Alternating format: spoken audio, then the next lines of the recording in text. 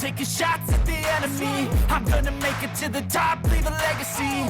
If I got something to say, you better let me speak. Turn it up a new degree, bitch, you ain't seen anything. Marc Marquez dan Pecco Bagnaia adalah pebalap MotoGP pertama yang membalap di trek Balaton Park baru di Hongaria, yang akan memulai debutnya di kejuaraan dunia dalam 2 minggu.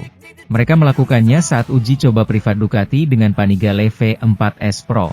Ducati telah merilis episode spesial Inside Ducati selama liburan musim panas, menjelang kembalinya kejuaraan dunia di Austria. Episode tambahan ini, yang direkam di Hongaria, memberikan gambaran sekilas tentang uji coba privat yang diselenggarakan oleh merek Italia tersebut di Balaton Park. Pemimpin klasemen kejuaraan itu segera menunjukkan sisi yang lebih suka bermain sebelum menaiki motornya. Jalan kiri, tidak apa-apa, katanya sambil tersenyum, mengingat dominasinya di sirkuit yang didominasi tikungan kiri. Namun, begitu berada di trek, Marquez segera menyadari bahwa tata letaknya tidak akan mudah. Sirkuitnya sangat berbeda, cukup lambat, dengan banyak tikungan, berhenti dan jalan. Tekniknya benar-benar berbeda dari sirkuit lainnya. Dalam percakapannya dengan Bagnaia setelah beberapa putaran pertama, keduanya sepakat tentang kompleksitas trek dan betapa sensitifnya penggunaan rem belakang pada Panigale. Tidak bisa digunakan. Saya sudah mencobanya beberapa kali dan tidak ada hasilnya. Aku Pecco, sementara Marquez menambahkan, rem belakang sulit di sini, dan mesinnya terlalu keras di peta ini.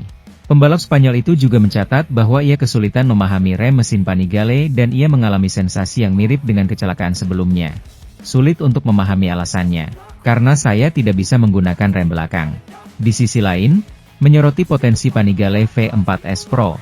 Motor ini luar biasa cepat, super berteknologi tinggi. Semuanya dapat dikonfigurasi dengan perangkat elektronik, dan stabilitasnya telah meningkat pesat dibandingkan sebelumnya. Fantastis. Mengenai catatan waktunya, Ducati tidak memberikan data resmi, tetapi Bagnaia sendiri membagikan catatan waktu terbaiknya di media sosial, yang tercepat hari itu. Marquez tertinggal 1/10 detik, menurut motorsport.com. Keduanya mencatatkan rekor kompetitif, meskipun masih terpaut lebih dari 3 detik dari rekor World SBK yang dicetak oleh Toprak Razgatlioglu. Grand Prix MotoGP Hungaria akan digelar pada 22 hingga 24 Agustus, tepat setelah MotoGP Austria. Setelah tes pertama ini, Marquez menegaskan bahwa tantangan yang tidak biasa menantinya. Dalam kejuaraan ini, penting untuk memiliki sirkuit yang beragam. Sementara itu, kesulitan besar yang dialami Francesco Bagnaia di Ducati pada MotoGP 2025 mengingatkan momen sulit yang pernah dialaminya mentornya, Valentino Rossi. Sepanjang paruh pertama MotoGP 2025, Bagnaia benar-benar tenggelam di bawah bayang-bayang Marc Marquez. Jangankan meraih kemenangan, untuk finish podium saja dibutuhkan perjuangan susah payah bagi juara dunia 3 kali itu. Bagnaia juga sering kalah dalam duel dengan pabrikan lain non-Ducati. Adapun dengan sesama Ducati, dia juga malah sering kalah dari pembalap tim satelit seperti Alex Marquez, Gresini, dan Fabio Di Giannantonio, VR46. Sulitnya adaptasi dengan Ducati Desmosedici MotoGP 25 beberapa kali disebut Bagnaia sendiri sebagai hambatan yang dia alami. Namun dengan motor yang sama, Marc Marquez selaku rekan setimnya atau Di Giannantonio, tidak merasakan kesulitan yang sama. Situasi sulit yang dialami Bagnaia mengingatkan seseorang pada masa-masa sulit mentornya, Valentino Rossi, ketika mencoba debut bersama Ducati. Rossi pernah memperkuat pabrikan merah Borgo Panigale itu pada musim 2011 hingga 2012. Sebagai juara dunia yang dikenal jadi pawang Honda dan Yamaha, kala itu The Doctor dinilai bisa menaklukkan Ducati. Namun semuanya berubah saat musim berjalan dengan tanpa kemenangan satupun. Pecco Bagnaia benar-benar mengingatkan saya pada Valentino Rossi ketika ia bergabung dengan Ducati, kata jurnalis David Emmett dalam Das Paddock Pass. Dikutip Bola Sport dari Paddock MotoGP. Setiap kali, kami akan menghadiri sesi tanya jawab di Ducati, dan kami akan bertanya, lihat, Casey menang dengan motor ini, mengapa kamu, Rossi, tidak, kata Emmett. Dari penuturan ingatan Emmett, jawaban-jawaban Valentino Rossi kala itu justru terbilang bijaksana. Juara dunia 9 kali itu tidak menyalahkan motornya. Rossi mengakui dia lemah dan belum bisa menemukan celah Desmosedici untuk membawanya menang atau naik rostrum. Pembalap Ducati, Marc Marquez, telah muncul sebagai pemimpin klasemen MotoGP sejak awal musim. Pembalap asal Cervera ini tampaknya tidak memiliki saingan, terutama setelah cedera yang dialami saudaranya, Alex Marquez, rival utamanya, di Assen, Belanda. Juara dunia 8 kali ini telah memimpin klasemen dengan selisih lebih dari 100 poin. Sementara itu, rekan setimnya, Francesco Bagnaia, sedang kesulitan menemukan ritmenya di atas Desmo Sedici. MotoGP 2025 menyajikan kita dengan fakta yang jelas. Marc Marquez tidak memiliki rival dan merupakan fenomena yang luar biasa, kata pengamat MotoGP. Namun, ada juga fakta kurang jelas yang menunjukkan bahwa ada seseorang yang lebih fenomenal daripada Marquez sendiri, yaitu Dorna, Carmelo Ezpeleta. Dengan 2 intervensi setengah lisan dan total 20 kata, ia menghentikan kekacauan besar yang meletus. Saya merujuk pada keisengan Jorge Martin dengan Aprilia, tetapi juga situasi lain yang melibatkan pembalap yang sudah terikat kontrak yang mencoba mengakhiri kontrak mereka. Hanya pemimpin sejati yang dapat melakukan langkah seperti Carmelo Ezpeleta. Mengingat hasil yang diraih Marquez, mustahil untuk mengatakan itu bukan langkah yang tepat. Pernat menanggapi komentar mantan pembalap Brasil, Alex Barros, yang yakin bahwa Ducati telah meninggalkan Bagnaia demi Marquez. Kali ini dia mengatakan sesuatu yang bodoh, ujar Pernat.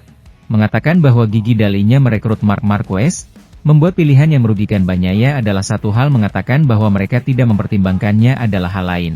Dalinya tahu bahwa satu-satunya cara untuk meningkatkan MotoGP 24 adalah dengan menempatkan pembalap terbaik yang masih aktif di atasnya. Dan dia melakukannya. Namun, bukan berarti Pernat setuju dengan keputusan tersebut. Saya sendiri mengkritik langkah itu, dan saya tidak menyembunyikannya karena faktanya, hal itu merusak sejarah merek yang telah lama membesarkan para juaranya secara internal, ucap mantan manajer pembalap MotoGP kawakan itu. Namun, mengingat hasil yang diraih Marquez, mustahil untuk mengatakan itu bukan langkah yang tepat. Sama seperti kelirunya jika mengatakan Ducati memiliki gaya seperti itu dan meninggalkan Pecco. Sementara itu, Maverick Vinales akan kembali beraksi di balapan kandangnya. MotoGP Austria setelah tidak dapat melakukan perjalanan ke Brno karena cedera yang dideritanya di MotoGP Jerman di Sachsenring. Maverick Vinales siap kembali ke kejuaraan dunia MotoGP. Pembalap Spanyol itu akan kembali mengendarai KTM-nya di Grand Prix Austria akhir pekan ini. Balapan kandang bagi pabrikan yang berbasis di Mattighofen tersebut, menandai kembalinya kejuaraan setelah jeda musim panas. Pembalap kelahiran Rossis ini absen di akhir pekan terakhir sebelum liburan, kembalinya kelas Premier ke Brno, akibat cedera yang dideritanya beberapa hari sebelumnya di Sachsenring.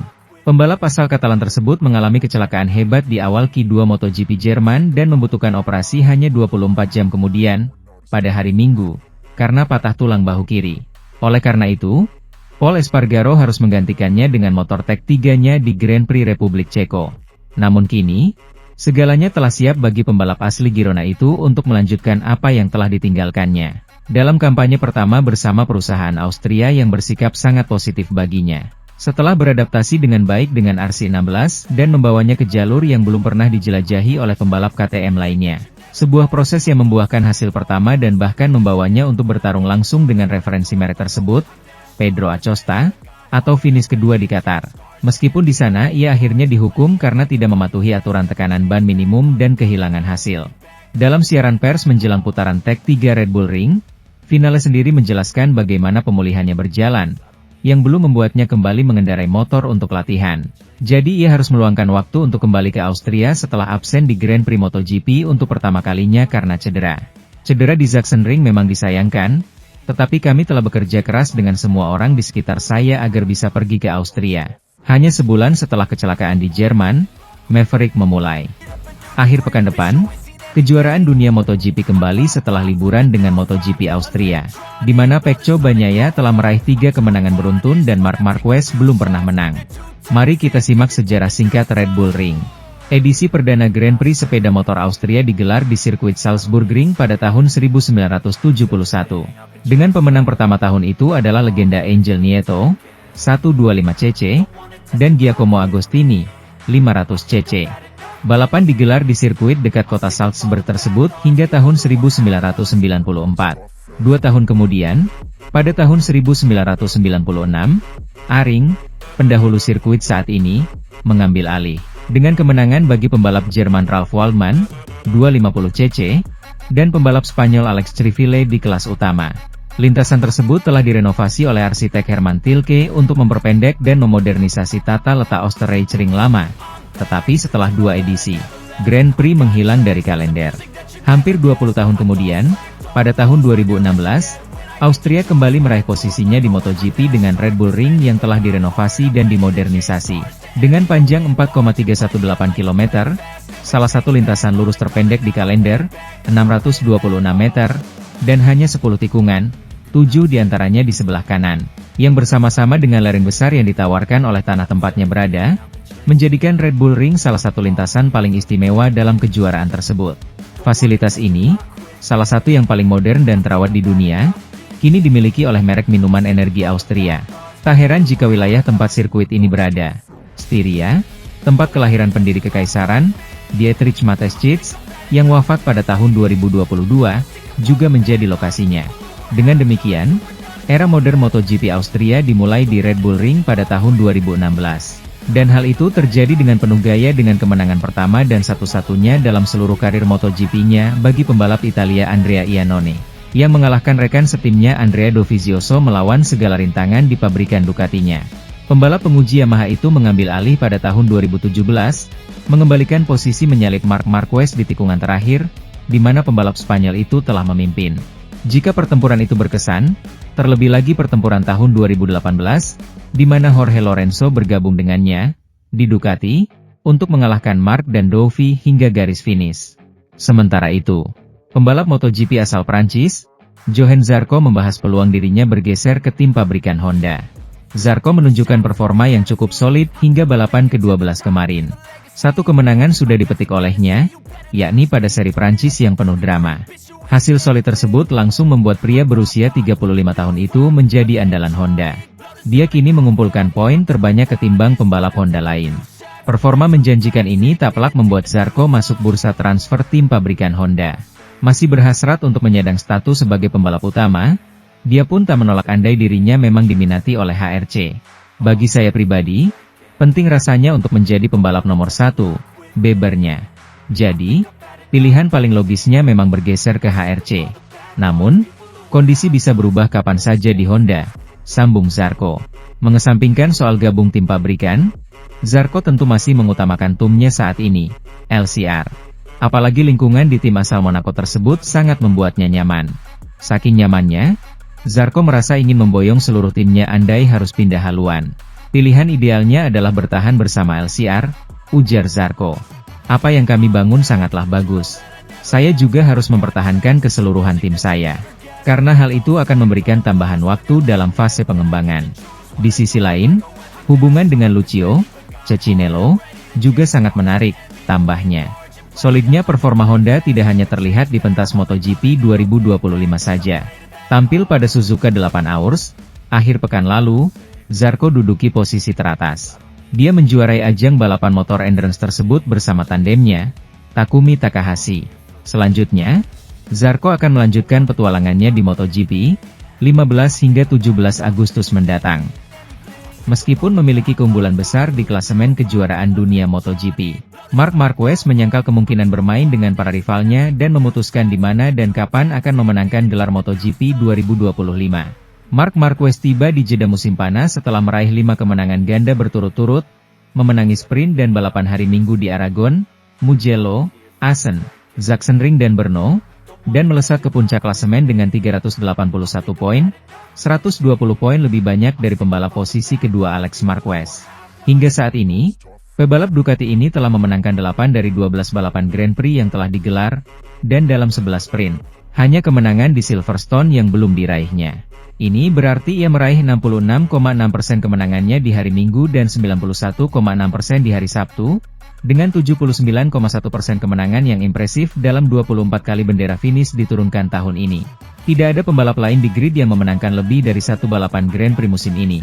Pecco Bagnaia melakukannya di Austin, Alex Marquez di Jerez, Johann Zarco di Le Mans, dan Marco Bezzecchi di Silverstone. Sirkuit Inggris menjadi satu-satunya sirkuit di mana Marc belum memenangkan satu balapan pun tahun ini.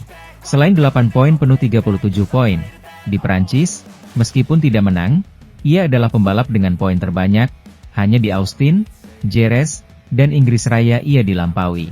Dengan kredensial ini, tak seorang pun meragukan bahwa Marc Marquez sudah memiliki angka-angka dalam benaknya untuk menentukan di mana dan kapan ia akan dinobatkan sebagai juara dunia MotoGP pada tahun 2025. Meskipun, ketika ditanya, Ia tidak ingin memproyeksikan citra superioritas yang ia tunjukkan di lintasan. Saya tidak akan membicarakan di mana atau kapan saya ingin menutup kejuaraan dunia. Saya hanya akan memasuki 10 balapan terakhir kejuaraan setelah musim panas dengan mentalitas bahwa hanya saya yang bisa kehilangan gelar.